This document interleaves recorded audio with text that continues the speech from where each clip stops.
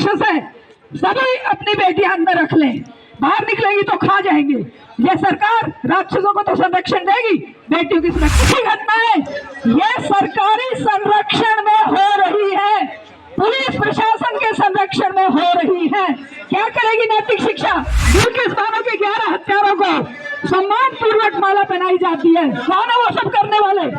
वो कौन कर रहा है? ये बताए वो एसिड अटैक की परसों की घटना है, चाहे वो दिल्ली कैंट का केस है, चाहे वो हाथरस की घटना है, और चाहे वो कहीं पर भी अंकिता भंडारी जो किसी पूर्व मंत्री के बेटे के कारण जिन्होंने ये ठेका ले रखा है कि वो युवा पीढ़ी बर्बाद कर दी जाए, जिसे रोजगार चाहिए, जिसे शिक्षा चाहिए, जिसे अपनी सुरक्षा की गारंटी चाहिए, उस पीढ़ी को इतना बर्बाद कर दो कि आपस में वो एक दूसरे के ऊपर अन्याय, अत्याचार, रेप या मर्डर करके जेलों में सड़ते रहे।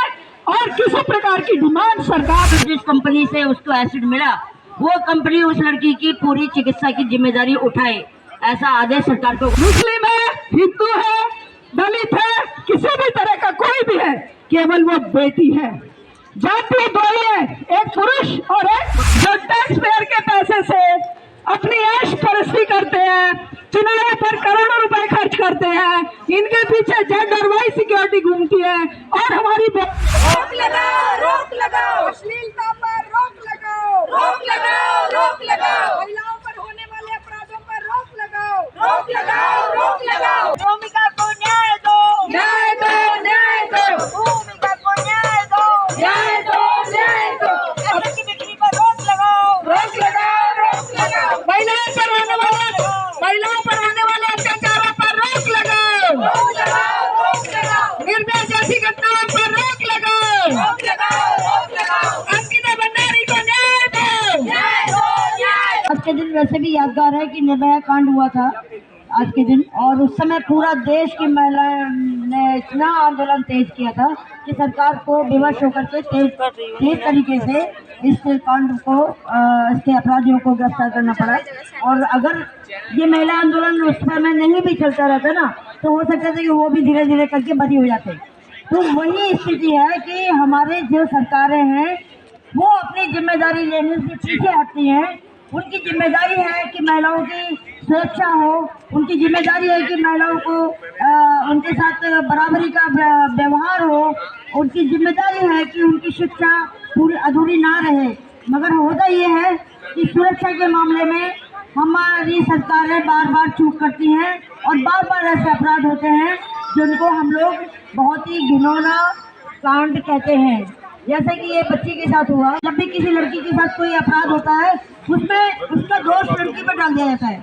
वो ऐसी थी, उसके संस्कार नहीं थे, वो ऐसे जा रही थी, उसने ऐसे कपड़े पहने थे, इसलिए ऐसा हुआ। अरे वो एक महिला, एक इंसान थी, वो कैसे कपड़े पहन के जा रही थी, इसका असर उन लोगों के ऊपर नहीं पड़ना चाहिए। मगर अपराधी अपराधी होता है, चाहे आप साड़ी में चले जाओ, चाहे आप किसी भी उसमें रहो, लेकिन अपराधी को अपराध करना है और उसको हम लोग इस तरह से न्याय संगत नहीं कर रहे हैं। ये बच्ची के लिए भी ऐसा ही बोला कि उसके बच्चे के साथ दोस्ती था, फिर दोस्ती छूट गया। अरे वो कुछ भी था, लेकिन अभी हम बात कर रहे हैं कि उसके ऊपर एसिड क्यों डाला गया, इतने खुलेआम सड़क पर, जबकि वो बच्ची अपने वाहन का इंतजार कर रही थी, उसके ऊपर एसिड क्यों डाला गया। इतनी हिम्मत लड़कों में कैसे हुई कि वो उसके ऊपर एसिड इस तरह से फेंक करके और आराम से चले गए। कि जो अपराधी हैं उनको नाबालिग और ये और वो करके ना छोड़ दिया जाए, सजा तो उन्हें मिलनी चाहिए, लेकिन उन्हें सबक मिलने वाली सजा मिलनी चाहिए कि दोबारा वो ऐसे ना करें। और लड़की की जिंदगी, मैं तो कहती हूँ जिस कंपनी से उसको एसिड मिला, वो कंपनी उस लड़की की पूरी चिकित्सा की जिम्मेदारी उठाए, ऐसा आदेश सरकार को और कोर्ट को करना चाहिए। बहुत सही बात आपकी है कि जिम्मेदार न केवल वो लड़के हैं बल्कि ये संपूर्ण समाज है, ये पुलिस प्रशासन व्यवस्थाएं है, ये न्याय व्यवस्था है। और सबसे बड़ी बात, हत्या को प्राप्त हुई है, और चाहे वो किरण नेगी जिसके साथ उसी तरह की दरिंदगी हुई थी जैसी निर्भया के साथ हुई थी, और वो फरवरी माह में हुई थी। लेकिन ये क्या जो 2012 में लामलाइट में आ गया पूरे विश्व में, जिसकी गूंज सुनाई दी, लेकिन निर्भया की गूंज तो सुनाई दी, हत्यारों को सजा भी मिली, लेकिन किरण नेगी के हत्यारे सुप्रीम कोर्ट से बरी हो गए। कितनी शर्मनाक बात है। गुंडों को, बदमाशों को, रेपिस्टों को, हत्यारों को माफ करने वाली वो न्याय व्यवस्था है, वो सत्ता में बैठे लोग हैं जिनको बेटियों की मौत, बेटियों के बलात्कार, बेटियों के एसिड अटैक्स दिखाई नहीं देते हैं। तो इन सब के विरोध में हम ऑल इंडिया महिला सांस्कृतिक संगठन NFIW और अनेकों ही ऐसे संगठन और ऐसे ही व्यक्तिगत रूप से चिंता करने वाले साथियों को यहाँ पर आप देखेंगे और ये समझेंगे कि कोई भी बेटी बहन जिस पर अटैक होता है वो अकेली नहीं है, ये संपूर्ण समाज उसके साथ है। ये पूरे जो सहृदय लोग हैं, संवेदनशील लोग हैं, वो उन बेटियों के साथ है।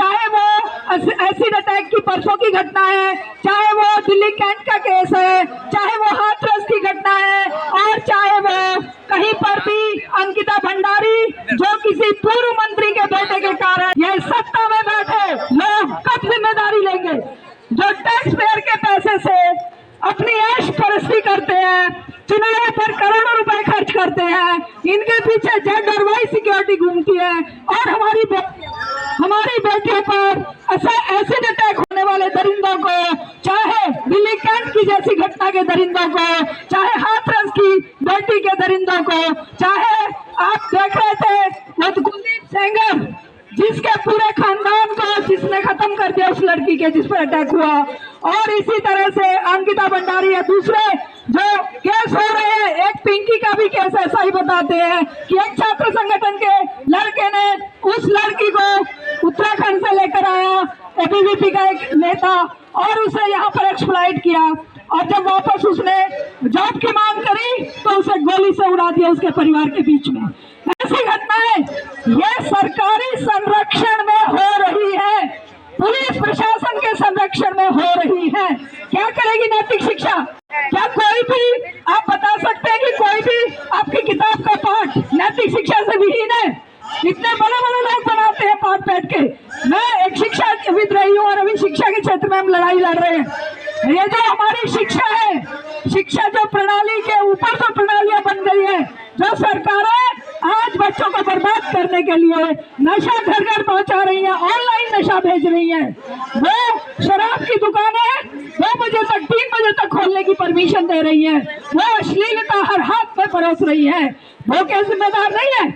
नैतिक शिक्षा पढ़ाते रहिए, स्कूल कॉलेज में टीचर और प्रिंसिपल लड़ते रहिए और वो माँ लड़ते रहिए, लेकिन जिन्होंने ये ठेका ले रखा है कि वो युवा पीढ़ी बर्बाद कर दी जाए, जिसे रोजगार चाहिए, जिसे शिक्षा चाहिए, जिसे अपनी सुरक्षा की गारंटी चाहिए, उस पीढ़ी को इतना बर्बाद कर दो कि आपस में वो एक दूसरे के ऊपर अन्याय, अत्याचार, रेप या मर्डर करके जेलों में सड़ते रहे और किसी प्रकार की डिमांड सरकार से ना करें। इनके बच्चे विदेशों में पढ़ेंगे और हमारे बच्चों के लिए स्कूलों को ये बंद कर देंगे और कहेंगे जिसकी जेब में पैसा वो पढ़ लो। तो ये जो व्यवस्था है, इस व्यवस्था के खिलाफ बिना जाति धर्म के, मुस्लिम है, हिंदू है, दलित है, किसी भी तरह का कोई भी है, केवल वो बेटी है।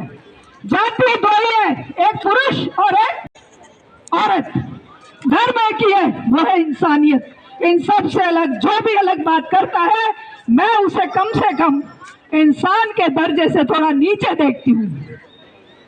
आप जाति मत ढूंढिए, आप धर्म मत ढूंढिए, आप ये ढूंढिए वो बेटी है और सदियों से वो अन्याय अत्याचारों की गिरफ्त में है। उसके लिए न्याय के कानून अलग है, उसे घर की 4 दीवारी में रखकर, और अगर वो बाहर निकली तो उसे कहेंगे घर की इज्जत है। वो लड़के क्या है जो दरिंदे एसिड अटैक करते हैं, वो तुम्हारी प्रतिष्ठा और इज्जत नहीं है? वो क्या सर्टिफिकेट पा गए समाज में कि कुछ भी करेंगे? बेटियों ने इज्जत का ठेका ले रखा है। कोई महिला अगर कुछ भी एक कदम भी इधर उधर जाती है तो वो बदचलन और वो कुलंकनी कलंकिनी और पता नहीं क्या क्या होती है। लड़के और आदमियों पर कोई दोष नहीं है, वो क्या क्या करे, नशा करे, रात भर बाहर बिताए और सुबह आकर बीवी को पीटे और या फिर घर में आतंक मचाए, उन पर कोई दोष नहीं है। अगर बेटियां अपने काम के लिए, जैसे अभी गुड़िया ने बताया, वो जॉब के लिए जा रही है, काम कर रही है, कुछ कर रही है, उनको बाहर निकलना भी दूभर है। उनके लिए चारों तरफ राक्षस खड़े हुए हैं। लोग कहते हैं बाहर क्यों गई थी, क्यों गई? डिक्लेयर कर दो ना, भेड़ियों का समाज है, कोई बेटी बाहर नहीं जाएगी। डिक्लेयर तो करिए, कहिए तो सही कि हम दानव है, दरिंदे हैं, राक्षस है। सभी अपनी बेटियां अंदर रख लें, बाहर निकलेगी तो खा जाएंगे। ये सरकार राक्षसों को तो संरक्षण देगी, बेटियों की सुरक्षा की कोई गारंटी नहीं लेगा। ना कानून, ना पुलिस, ना प्रशासन, ना सरकारें, ना मंत्री, ना प्रधानमंत्री। वो तो दरिंदों को मालाएं पहना के उनका स्वागत करेंगे।